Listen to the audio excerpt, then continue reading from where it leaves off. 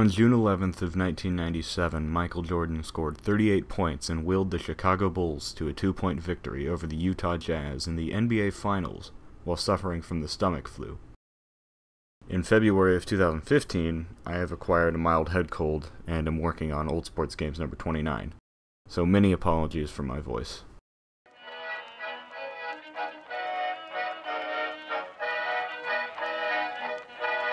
Since so much of the past 50 years of entertainment have been well documented and people my age are expected to know about roughly all of it, from The Godfather to the Beatles to fucking the Thundercats or whatever, I'm not surprised when somebody's recollection of something lets me down. But I didn't expect myself to be scarred like I was by the wasteland of human history and tribute to excess and filth that is NFL 2K1 for the Sega Dreamcast.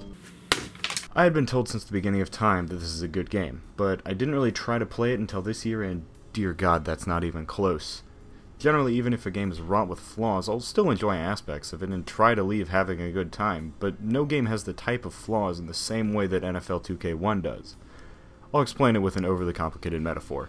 Imagine you're an artist, specifically one who is good at drawing, and you've been hired to draw whatever you want for a great company that does something, but really needs you and wants you. You're given incredibly high quality supplies, you have total creative control, and it should be the greatest job you've ever taken. However, the canvas you're given to practice your work upon is just covered in Vaseline.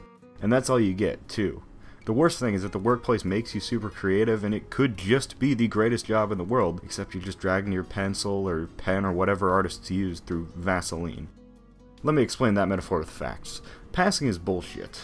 You try to pass to a receiver, they better be wide open, and they better be Tim Tebow open, I mean. If they get hit, that ball's on the ground. Even if they're open, their hands are going to go up in the air, and there's a good chance that it hits the elbows. In modern Madden games, that's called a low awareness rating. In NFL 2K1, that's just life, and you're going to have to deal with it. I'm lucky I even got to complain about that, though, because your quarterback travels through time as he moves his arm to throw, and you'll need the amount of time needed to write an angry email to Sega in the pocket if you'd actually like to pass the ball before getting sacked. Also, your passes get batted down the line more often than in other games, but that's actually not a complaint. That aspect of defense gets forgotten in video games all the time. At some point, in some capacity in the past, I have stated that most football games can really get either passing or running right.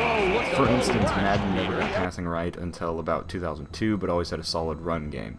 The early Game Day games had solid passing controls, but abnormally difficult run mechanics. These were good games. Great games can get both aspects of offense right, and those are very few and very, very far between. NFL 2K1 is a rare breed, which isn't necessarily bad, but just frustrating on both parts. Running the ball is the most frustrating aspect of this game.